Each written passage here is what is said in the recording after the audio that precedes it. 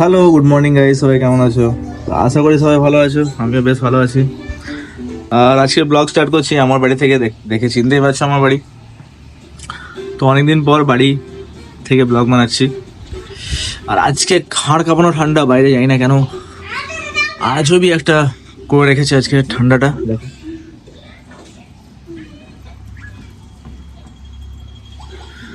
মানে মনেই হচ্ছে না এখন 9:30 বাজছে। গজব বেজাতি যায়। আর এই দেখো, কার্টুন দেখতে শুরু হয়ে গেছে সকাল থেকে টিভিতে। কি দেখাবো না, কি দেখাবো না? কেন, তুই কি স্টার নাকি, সুপারস্টার? তুই কার্টুন দেখছিস তো কি হলো? পোজ বেড়ে গেছে এখন থেকে, সুপারস্টার হয়ে গেছে। তো ভিউ হয় না, ভিউ হলে কি করবি রে? তো গাইস, কালকে গেছিলাম 10 দিন পরের মাকে নিয়ে চেক আপে গেছিলাম কালকে।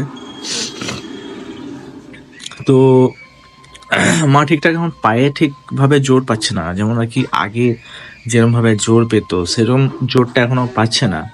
তাই মাকে ধরে ধরে নিয়ে যেতে হলো, ধরে ধরে আনতে হলো, তাই জন্য ভিডিও করিনি কালকে।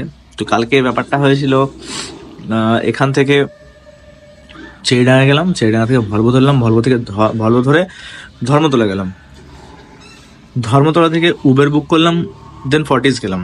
ফর্টিসে চেক আপ টেক আপ করলাম, সব কিছু করলাম।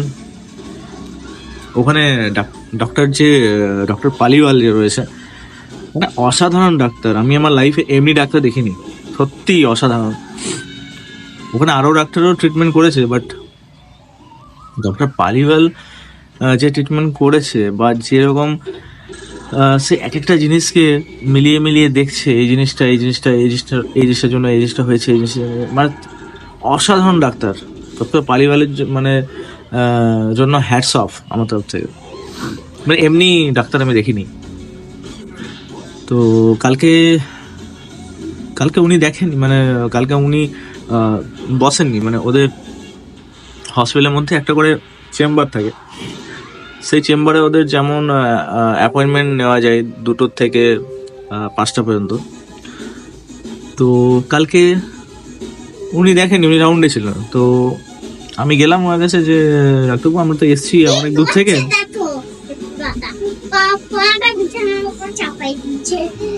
তো ওনার কাছে গেলাম যে ডাক্তারবাবু, আমরা তো আসানসোল থেকে এসছি, অনেক দূর থেকে এসছি, তো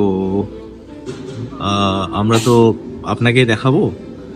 তুমি বলুন ঠিক আছে, কোনো ব্যাপার নেই, তুমি 1:30টার সময় এসো আমার চেম্বারে, আমি দেখে নেবো। মানে ফর্টিসের ভেতরে, ফর্টিস হসপিটালের ভেতরেই ওনার চেম্বার। তো উনি স্পেশালি আমাদের জন্য এসে দেখলেন, 20 মিনিট সময় দিলেন এবং এক একটা জিনিসকে খুবই ভালোভাবে বোঝালেন যে কি হয়েছে, কতটা হয়েছে, কতটা রিকভার হয়েছে, কি হয়নি। সত্যি খুব ভালো ডাক্তার ডক্টর পারিবার। তো উনি বললেন যে এখন অনেকটাই রিকভার হয়ে গেছে, আর এখন ইনফেকশনটা যেটা রয়েছে সেই ইনফেকশনটা পুরোপুরিভাবে রিকভার হয়নি। তো সেটা রিকভার হলে পরে সম্পূর্ণভাবে উনি সুস্থ হয়ে যাবেন, কোনো চিন্তা করার দরকার নেই। আর সিরিয়াসলি আমি যদি এদিকে রেখে যেতাম দুর্গাপুর বা আমাদের এই হসপিটালে চক্করে রেখে যেতাম, তো হয়তো মাকে ডায়ালিসিস করে যেত।